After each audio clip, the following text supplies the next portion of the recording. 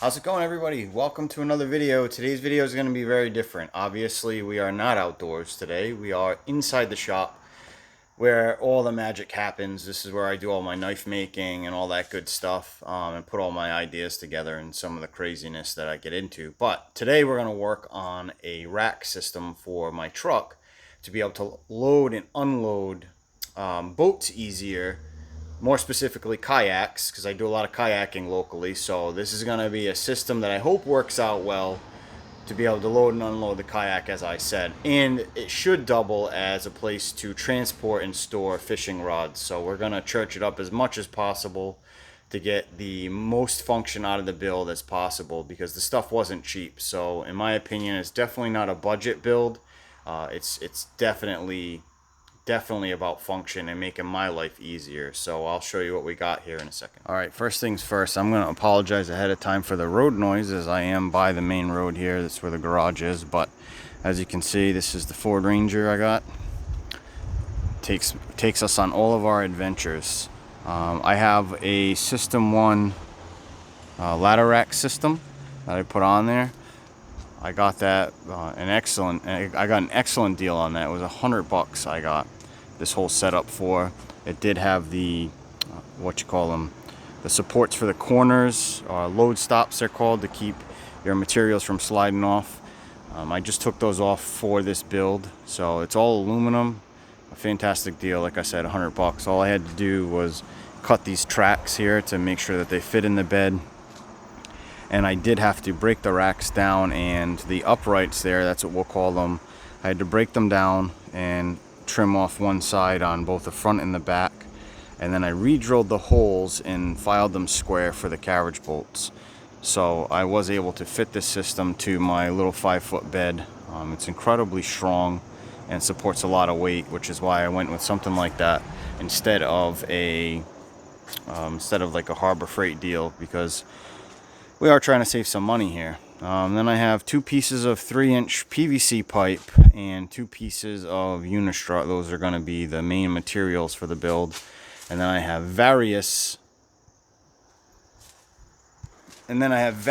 other articles, we'll say, fittings, screws, stainless stuff, all that good stuff. But we'll show you what we got here in a second. I'm going to get started on taking some measurements. Okay, so really quick, just a crude visual representation of my idea. So what the plan is, this is the bed here, the truck bed here. I know it doesn't look much like a truck bed, but it is, I promise. My bed's 5 feet long. The PVC pipe that I have is 10 feet. We don't need 10 foot of pipe. I mean, it could overhang. It is schedule 40, so it's not really going to flex all that much. But I'm going to cut them at 8 feet and overhang them over the bed. About 1.5 feet each side, so they won't flex at all, so it should be pretty strong. And then going with the width of the bed, we're going to have the unistrut. I'm not using the measurements on the width of the bed. They really don't matter, because what matters is the width of the bolts that are going on the top. My boat is 32 inches wide, and I have 2 of them, so if I add an inch or 2 to each, so if we called it 34 inches for the width of the boat, and then we multiplied that times 2, that gives us the 68 inches. So I added another inch to each one of those to just do 70 inches even. And I'm going to start there with the unistrut. So 2 70-inch pieces of unistrut are going to get bolted on the racks on the truck. And then the PVC pipe that I cut at 8 feet each, is going to go from one unistrut to the other and allow us a place to slide the kayak and or canoe up onto. So we'll see. I know this is pretty crude, but I just wanted to give everybody an idea what the plan is. So let's get started.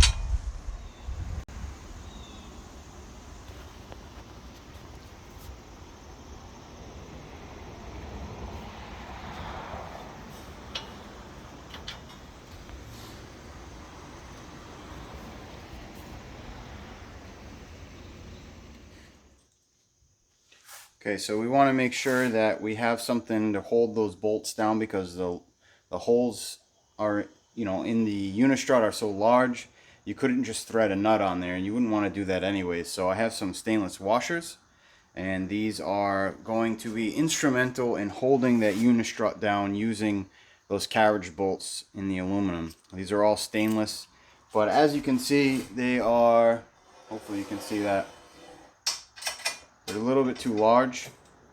So what I'm going to do is take these over to the belt sander and flatten down the edges on two sides. Hopefully that's the goal anyways, and that they will slide into the unistrut pretty easily. So let's get that done.